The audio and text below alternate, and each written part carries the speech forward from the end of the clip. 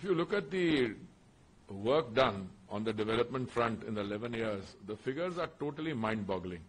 And those figures, if you compare with the previous period post in 1947, you could say that these are transformational figures.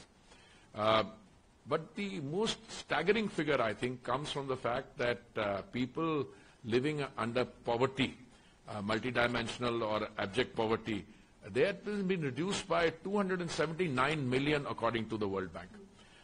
So if you say 279 million, it's nearly 27 or 28 crore people.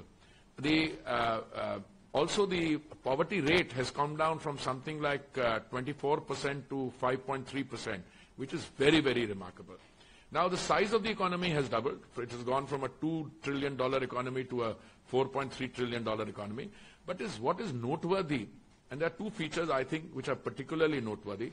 One is that we are growing at a much faster rate than the countries we have overtaken and the countries we are competing with. For instance, UK and Japan, which we overtook to become the 5th and 4th largest economy, they're not growing at 6.5% rate, which we are growing. They're growing at around 2%. And Germany, which we have to compete with in terms of growth, that is also growing only at that 2-3%.